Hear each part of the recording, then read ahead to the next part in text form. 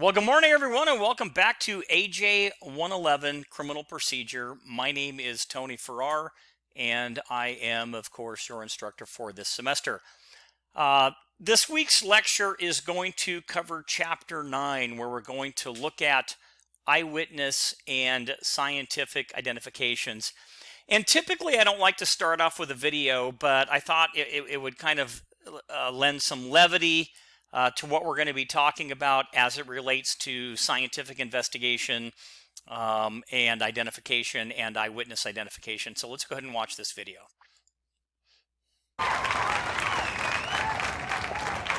We managed to pick a few suspects up off the street based off the description you gave us earlier. Tall, male, dark clothing. Right. Can you describe for me again the situation? Yeah, I was just sitting in my car when this dark, shadowy figure pulled me out of it and then proceeded to headbutt me. All right. Well, if we've got him here, we'll make sure he pays for this. Blake, send him in.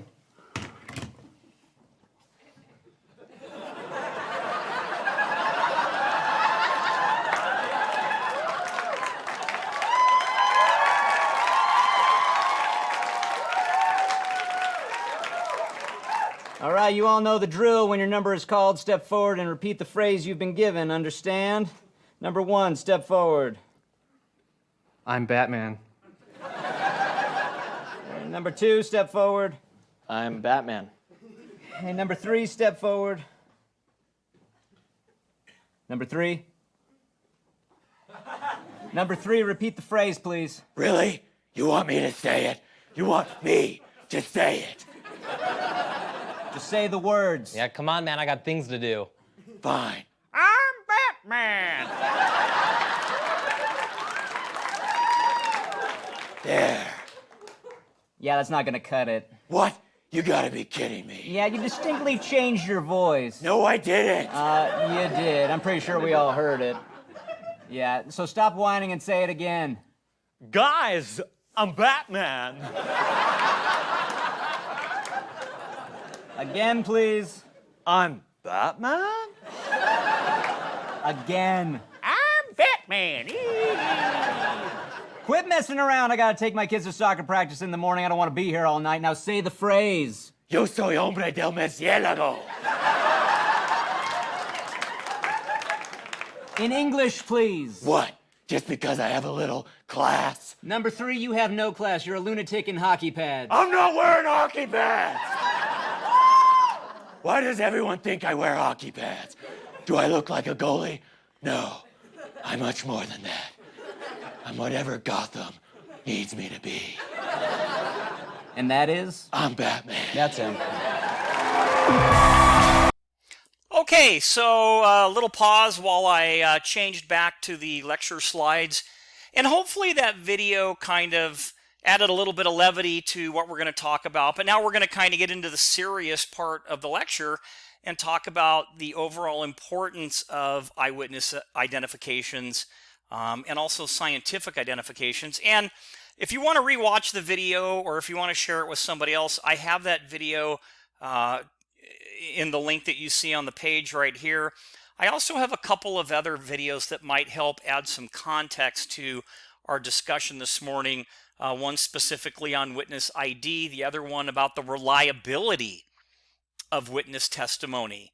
And a lot of times that comes into question the science of witness identification and asking the question, is there really a science to witness identification? But with all of that said, what do you believe then is the number one cause of, now it says wrongful convictions, but I kind of added false and mistaken, because I always like to be at the forefront of these conversations and ask the question, do you believe that really that individuals purposely misidentify someone, or are there other factors that a lot of times come into play? So instead of wrongful, a lot of times I would like to substitute the words false or mistaken, but at the end of the day, they still are wrongfully convicted, but there are some reasons for that.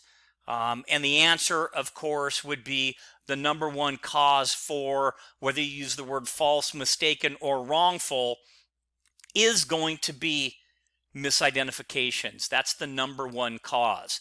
So think about it. You are confronted by a gun-waving assailant wearing a baseball hat in the early evening, and he demands your wallet, and when you hesitate, he points the gun that he has at your face, right at your face, and he threatens to shoot you. And you end up later on, you call the police, and the officer asks if you can identify the person. Would you really be able to provide an accurate description? And there are some factors that we'll talk about that sometimes might get in the way of that, or maybe even skew your ability to do that.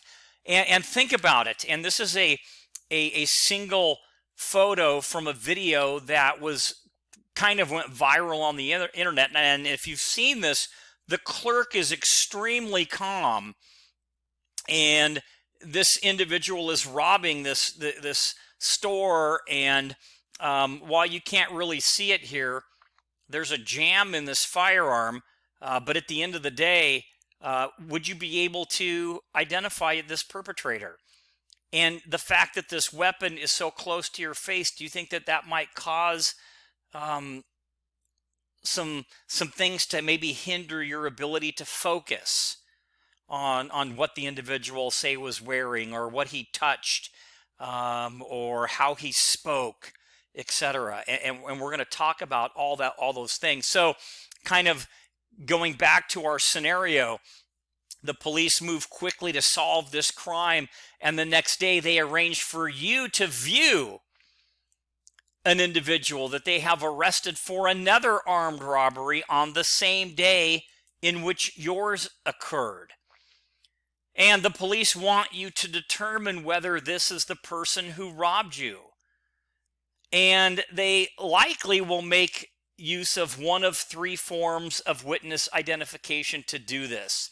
So there'll be three different possibilities for you to become involved or to do an identification. And these three different types are what we would call a lineup. And this is usually, and we'll look at these a little bit more in depth, but a lineup is usually 6 to 10 people, and it's live.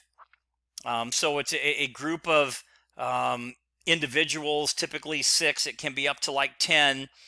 And they are, and the victim or the witness is asked to identify the suspect.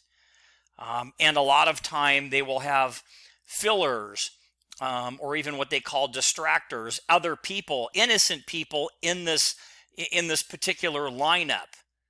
And again, the police will ask the victim or witness, did any of these individuals commit the crime? And this is live. And typically, because it takes place at the police department, an attorney can be present.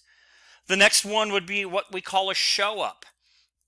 And this is where the police may have an individual stopped in the field. So an example could be a crime occurs in the field, and a description is given of the suspect, and law enforcement stops a person matching that description, let's say not too far from where the crime occurred, and they're going to have another officer come pick you up, and they're going to transport you over to where this individual is and have you possibly identify the person.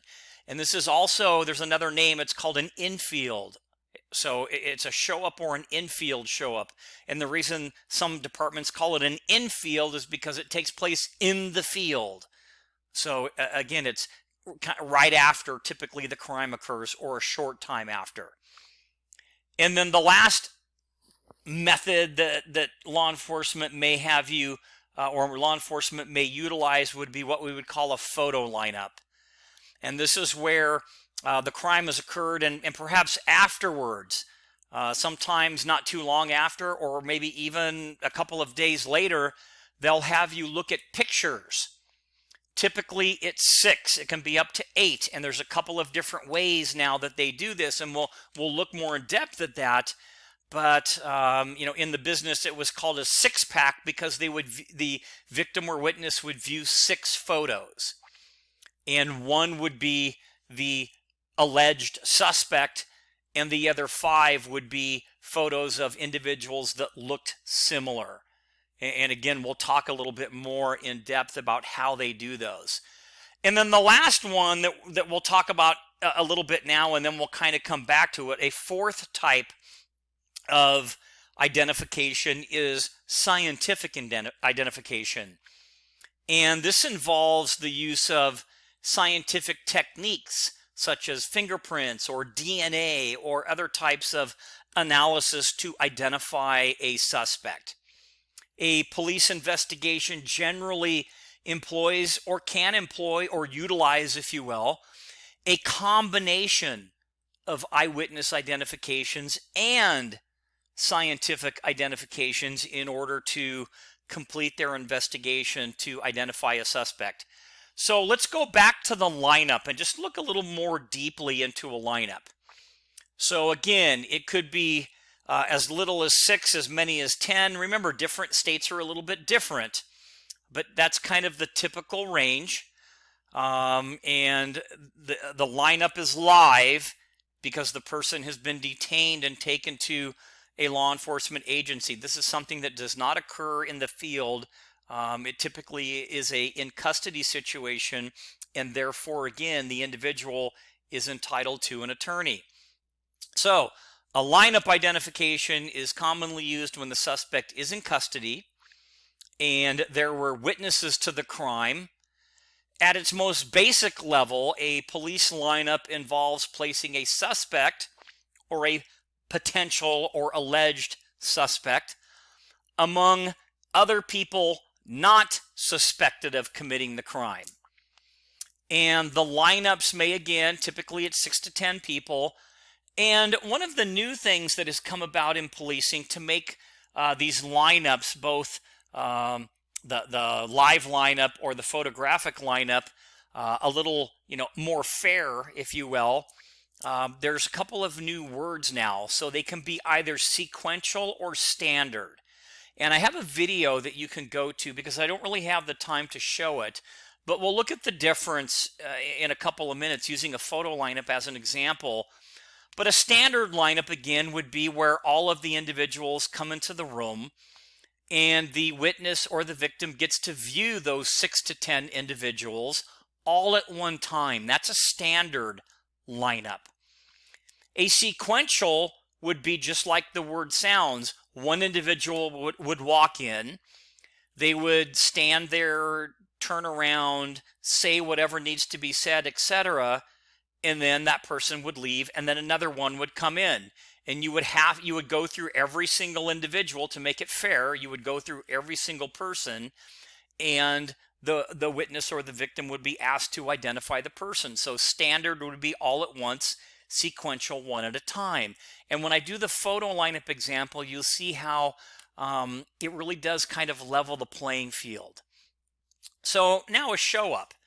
Again, this is where the police may detain someone and a victim or a witness is asked to identify someone. So let's say that an individual is stopped a few blocks from where the crime occurred and the person matches the description or might even have some of the alleged property that was taken, etc.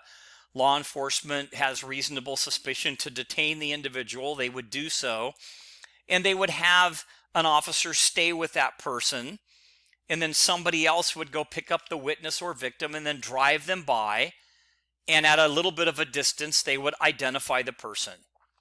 And that's a show up. So it might, sometimes it's one officer, sometimes it's 2. Now, one thing just to keep in mind, and I want you to really take note of this, is that sometimes the field show up can be a little suggestive because the person is typically detained. So if you look at both of these photographs, they're both handcuffed. They're both detained for officer safety. But could that sway an individual's opinion because law enforcement is standing directly beside them and they are in handcuffs? So we have to be very careful about that.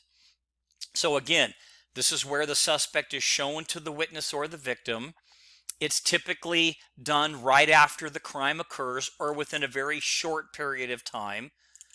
Most of the time, the officers will bring the victim or the witness to the suspect. It typically is not done in reverse.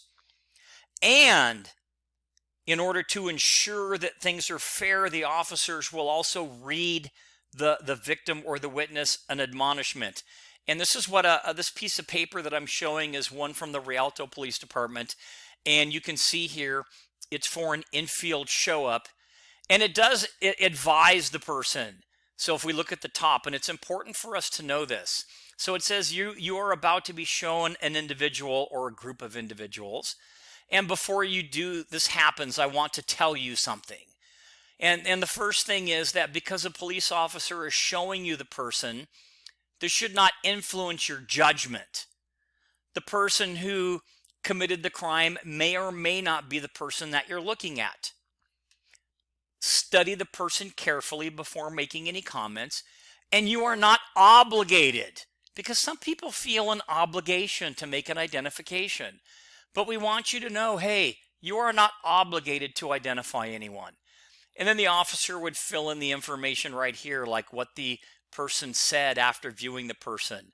And then they would sign it, etc., date, and here's where the location of the viewing occurred and the distance, etc.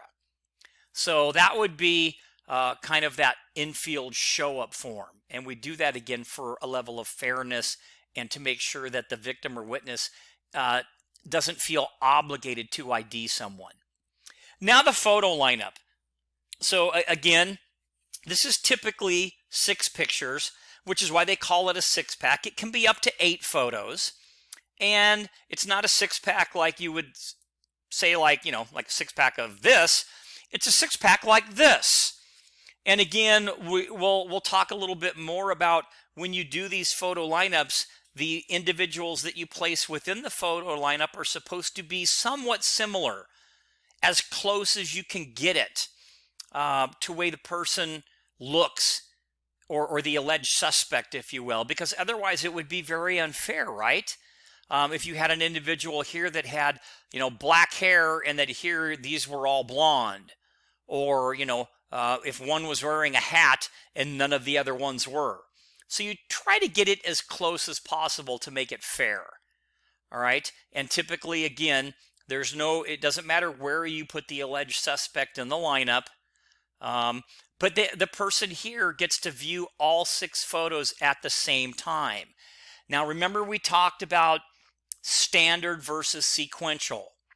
So, and we'll kind of get to that, but let me give you the quick review. So again, multiple photos are shown to the witness, either in groups or sequence, just like we did with the lineup. And the suspect or alleged suspect is included. A lot of departments, they use the 6-pack photo display with digital photography now, you can find photos. In the olden days, we had to use Polaroids, and it was a lot more difficult to find people that somewhat looked similar. And the officers with a photo lineup will do the same thing. They will read the victim or the witness a very similar admonishment. And then just like a lineup, this photo lineup can be either standard, which is where they view them all at one time, or sequential. So here is a photo lineup. So again, this is a form from the Rialto Police Department. This is a photographic lineup form. And the names of everybody in here, and you can see it's very similar. Okay, so, and there are various types of identifications as we've looked at, and they serve various functions. And we'll get to in a minute the sequential. But I wanted you to know that the reason or the rationale, the functions, if you will, of the investigative process. So first of all would be identification. And again, these identifications they kind of narrow the range of suspects or individuals under investigation. Number 2 would be exoneration. It may eliminate suspects. You may do a photo lineup and you have a possible suspect and the person does not identify anyone in there. Therefore, you've exonerated someone. So that's a good thing. Next would be indictment, meaning that it might lead to the charge or the charging of a suspect with a crime. And then the last one being confidence in indictment and conviction, meaning that the identifications supplement the other evidence at trial and would increase the confidence that the defendant was properly charged and prosecuted and convicted. Does that kind of make sense? So having a positive ID just kind of adds to your case, if that makes any sense. So that's an important aspect to understand the how these functions serve or why they serve in the investigative process. Because in court, and especially at court, there's one other really quick identification I want to go over, and that's the in-court identification. And at court, when you take the stand and you testify, even though you've made an identification, let's say through a live lineup or a photo lineup or even in the field, you are going to be asked to identify that person again. And so let me set the stage. Imagine that you are the victim or a witness to an armed robbery, and the prosecutor is up there and they ask you, some questions leading up to this particular question. So, whatever your name is, and I'll use my name. So, Mr. Farrar, were you present during this crime? Yes, I was. Did you see the defendant? Yes, I did. Did you pick the defendant out of a photographic lineup? Yes, I did. Do you see the defendant, the one that robbed the victim, in court today? Yes, I do. Would you point to that person? And everybody, the jury, they're going to be watching you as you point to the individual and you say, that's him or that's her. That's going to have a huge impact on the jury. So you can see the importance of making sure there are safeguards and that we are properly utilizing the identification process. And another reason would be that the Supreme Court has held that identification procedures must comply with the Fifth, the Sixth, and the 14th Amendments to the U.S. Constitution. And the Sixth Amendment specifically talks about or provides in part that in all prosecutions, the accused shall have the assistance of counsel for his defense, meaning his or her defense. The U.S. Supreme Court has held that an individual has the right to an attorney during lineups and certain show-ups that are conducted following the initiation of the adversary criminal proceedings, whether by way of formal charge or preliminary hearing or indictment or information or arraignment. Now, typically, just so you know, there's no right to an attorney for a photo lineup because typically this individual hasn't been charged yet. There hasn't been any preliminary hearing or any formal charging, etc. And the same thing for an infield show-up. Out in the field, there hasn't been a formal charge. But for a lineup, then yes, that would be different. But anytime there is a criminal proceeding, any type of initiation of an adversarial criminal proceeding, then you are entitled to an attorney. And hopefully that kind of makes sense and kind of clears up a few things. Now, the Supreme Court, again, in the 14th Amendment, when we talk about due process, states that individuals shall not be deprived of life, liberty, or property without due process of law. And this includes reliable identification procedures. And realistically, both the 5th and the 14th Amendments provide that individuals shall not be deprived of life, liberty, or property without the due process of law. And due process entitles individuals to reliable identification procedures prior to the initiation of criminal proceedings and throughout the entire criminal justice process. And the results of identifications that run the risk of misidentifying innocent individuals are meant to be excluded from evidence at trial. And the defendant, yes, has the burden of demonstrating that they were identified, but the procedure was so unfair that there was a substantial likelihood that they might have been misidentified. So again, it kind of comes down to the whole due process of law. And then finally, the Fifth Amendment, as we know it, and remember, it protects individuals against being required to disclose information or what is termed testimonial evidence. And this, as we have seen, involves words that communicate guilt. Identification procedures entail the display of an individual's physical characteristics, and scientific tests require the taking of physical material from the body.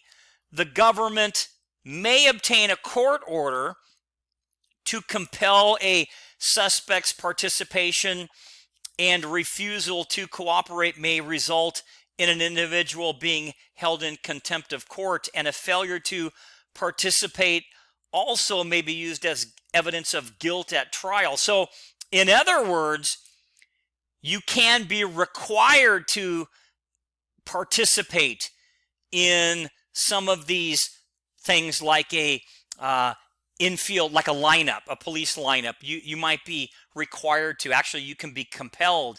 And if you don't participate, that can be brought up as evidence of guilt, meaning the reason that the person didn't participate is because they thought they would have got identified. Does that kind of make sense? But what about a couple of other things? Let's think a little bit further outside the box. What about fingerprints or photos, or, we talked about, photo lineups. What about handwriting samples? Do they fall under the Fifth Amendment's umbrella of self-incrimination? What do you guys think? I'll give you kind of a second to kind of let that sink in. So, again, identification procedures involve the display of a person's physical characteristics, and scientific tests require the taking of material. So with that being said, you can be required to participate, as we talked about, in a lineup, to submit to a photo, to even give a voice sample, a fingerprint, or a handwriting sample. Because the Fifth Amendment, if we back up, remember, protects individuals against testimonial evidence, words that you say, like self-incrimination, having to testify against yourself, and hopefully that kind of clear things up, or makes it a little bit more clear. So again, ask yourself, can we for sure eliminate the possibility of error or misidentifications? And just how important are eyewitness identifications? And this, these are important questions. So, think about it, especially with like scientific investigations. How reliable really is DNA? How reliable are fingerprints? How reliable is a polygraph? Should they be admissible in court? And which ones are admissible in court? Do you know? Is DNA admissible in court? Are fingerprints or analysis of fingerprints admissible in court? What about a polygraph? I'll just kind of let you stew on that for a second. Okay, and when you think about that, I threw this in there because it's a really cool thing. When you look at the O.J. Simpson case, And this was taken from a case study.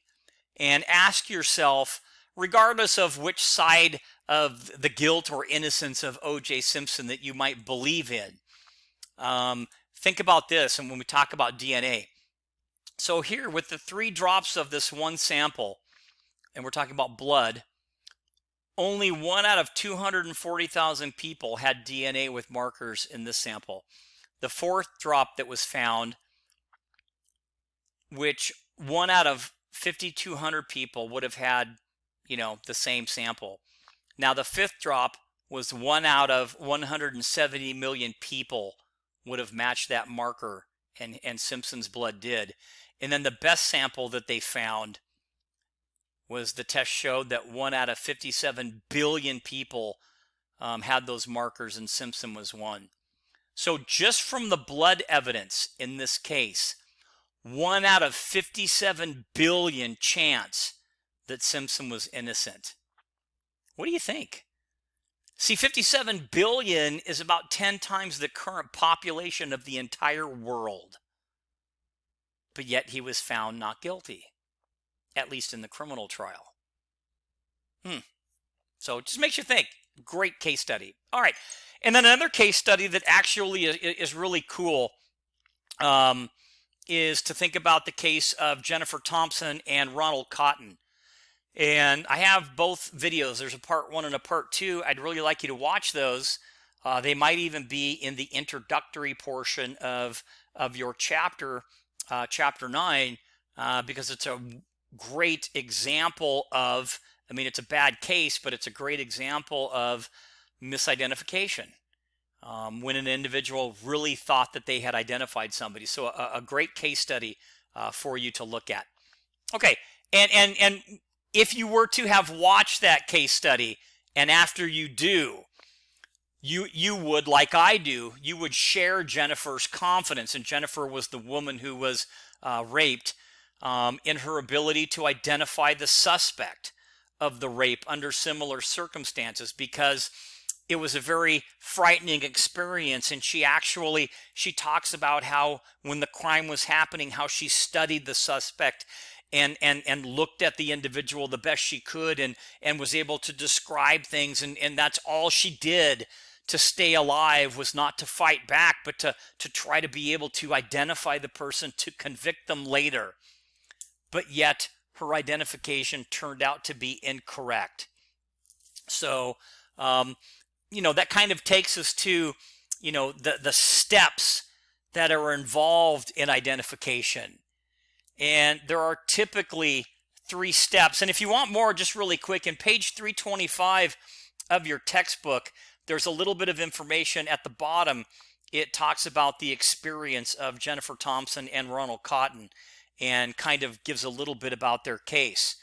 But again, there are typically 3 steps involved in identification, and that's perception, memory, and identification. And again, it may surprise you to learn that misidentification is the primary cause of false convictions. In other words, even under the best of conditions, there is the possibility that your faulty memory will lead you to select an innocent person as your attacker. So it's kind of interesting when you think about it. And as early as 1932, Edwin Burchard studied 65 cases of wrongful convictions and found that 29 of the individuals were convicted as a result of faulty eyewitness identification. So I'm going to ask you why. And in 8 of these cases, the wrongfully convicted person and the guilty criminal basically bore, I kind of quote it, bore not the slightest resemblance to each other, meaning they really didn't kind of look like each other. While in 12 other instances, the resemblance, while pretty fair, was really not that close. In only 2 of those cases, the resemblance kind of reached that level of what we would say, boy, that's kind of striking. What a striking resemblance. They almost look alike. And in 1996, a study by the National Institute of Justice, the NIJ, study of 28 wrongfully convicted individuals concluded that in the majority of cases, the most compelling evidence was in fact eyewitness testimony, which was clearly wrong. And in 2005, a study of 340 incarcerated individuals who later were exonerated determined that the most common cause of wrongful convictions was eyewitness misidentification. At least one mis-ID was involved in 64% of the false convictions and in 90% of the false convictions for rape. So, yes, it works sometimes, but it's not always the best. So even in the best case scenario. So why does the identification of the suspect of a crime involve such a high degree of error? Well, psychologists have identified 3 sets of factors that typically explain misidentifications, and we'll take a little time with them. But the first one would be crime factors, meaning it happened so quickly. So your ability to perceive what occurred may be limited when the crime is committed relatively fast. And the victim may explain to the police, and I've heard this before, hey, it happened so fast, I really didn't pay attention, or I really didn't notice. And it didn't hit me until now that, this happened. So sometimes things happen so quickly. The next would be what they call victim factors. And this might be, where you're frightened or you're overwhelmed. It may even include bias or prejudice and maybe fears that may cause us to identify someone of a certain category or a group. And sometimes we are just unaccustomed to paying close attention to people we meet. We don't have any of what they call that situational awareness. So again, you may be too nervous or focus on the suspect. Remember the picture I showed you at the beginning with the suspect holding the firearm very close to the individual's face? Well, a lot of times what happens is the victim gets tunnel vision, which means they don't see everything else, but they focus in on the barrel of the gun, and that's all they see. They don't really concentrate. So they concentrate on the weapon, or maybe they look at something else, but then they don't see anything else. They don't really notice the clothes or the shoes, or even pay attention to the voice or the physical build, and they may overlook other factors. So, those are what we call victim factors. And then we have what we call offender factors. And studies have actually shown that some people are unable to accurately identify the features of those from a different group or race. And that by all means does not mean that they're racist. It means that they have a problem doing that. And sometimes that really does happen. And we have all heard victims report, or I have in policing, that a suspect was either Asian or Latino or Caucasian or African American, but then draw a blank about their features. And sometimes it's more difficult because there might be disguises or clothing or other similar factors, and these are offender factors, so things that are compounded, like maybe the crime occurred at night, or they had a mask on, or something similar. So again, these are offender factors. So like this photo right here, and while this is a cool Halloween, this is a Scream mask, which is, kind of a cool one, but it would be hard to identify features of this individual, especially their face. You might be able to look at their hand to get, where they have a ring or maybe a tattoo on their hand, or light skin, dark skin, medium, whatever, nails, band-aids, anything else that you can see, maybe the person's build, the clothing. But that's probably all you're going to get. You may not get anything else, and that's an offender factor. And hopefully that kind of makes sense. The same with something like this, as lame as this particular robbery costume is, if you will. Again, these are things that we have to kind of consider as we do that. Same with this one here. You might be able to see a little bit more when the person turns around and goes out of the store. Or maybe you can see between the eye holes in the mask, or maybe the person's hair or their ears. So all of these are different factors that kind of come into that. So that would be the first one. Okay, so now let's talk about memory. So we talked a little bit about kind of perception, but let's look at memory. So the second step would be memory. And, memory's tough. Memory fades and changes over time. And sometimes we even want to forget it.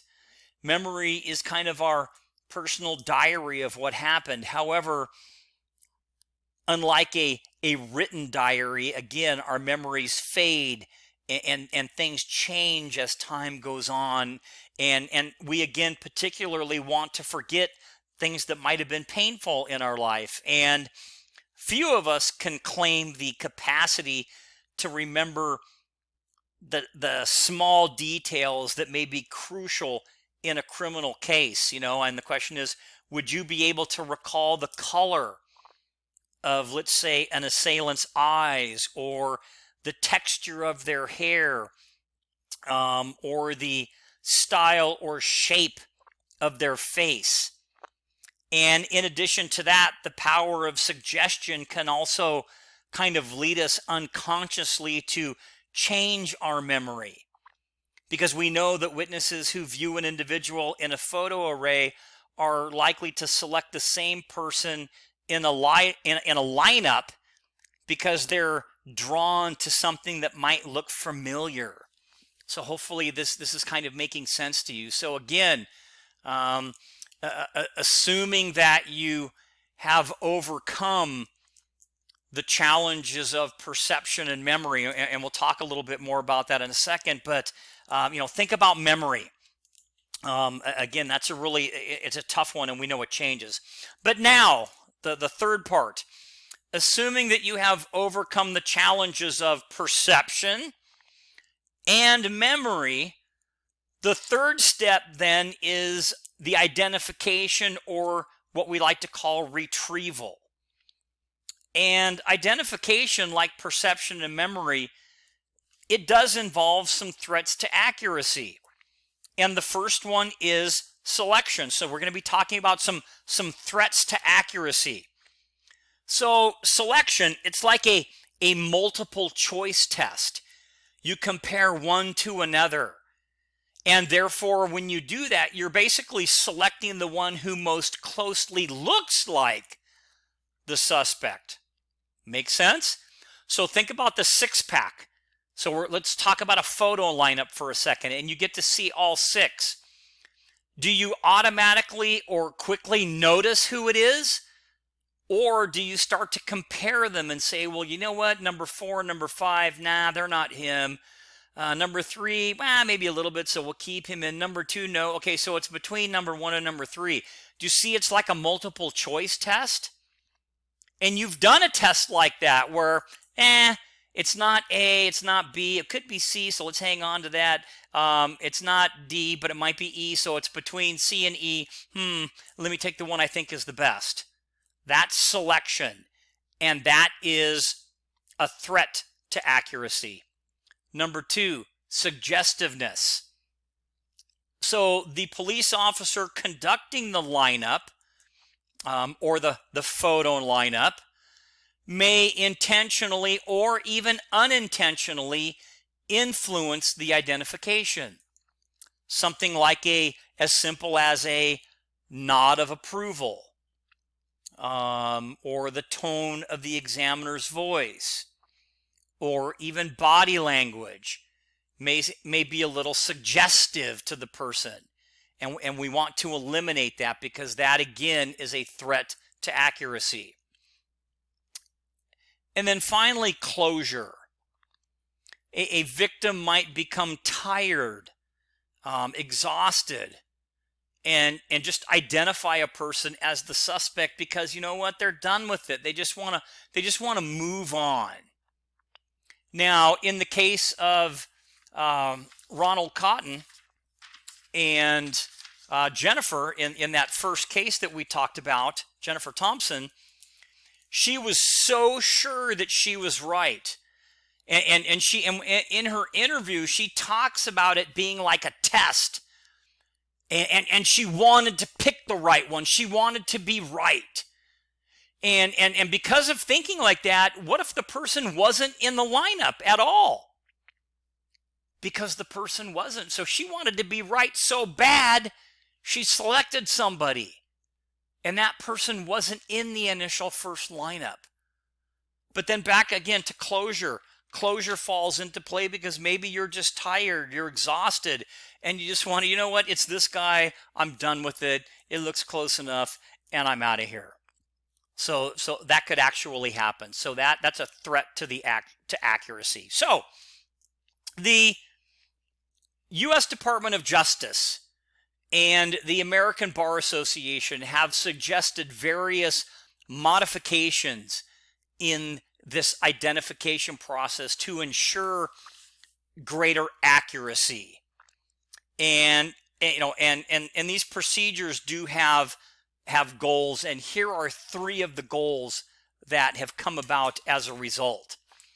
The first one is to eliminate police influence, meaning that to eliminate the possibility that the police officer conducting the identification process will either intentionally or unintentionally influence the individual. So again, we're talking about the Department of Justice and the American Bar Association suggesting these modifications to ensure greater accuracy, and we're talking about the goals to that. We'll talk about some of the different innovations in a couple of minutes. Number 2 would be to limit the pressure on the victim or the witness from selecting one of the individuals in the lineup or the photo lineup. So having a mechanism in place to tell them, hey, the person may or may not be here, and you're not obligated to select anyone or to pick anyone. We just want you to look at these individuals, and if you recognize somebody, tell us why, etc. So that's again to increase accuracy. And then finally, the last one would be to increase accuracy itself. So the 3 goals: eliminate police influence, limit the pressure on the victim or the eyewitness, and then to increase overall accuracy. So with that being said, again, and consider those goals that we talked about.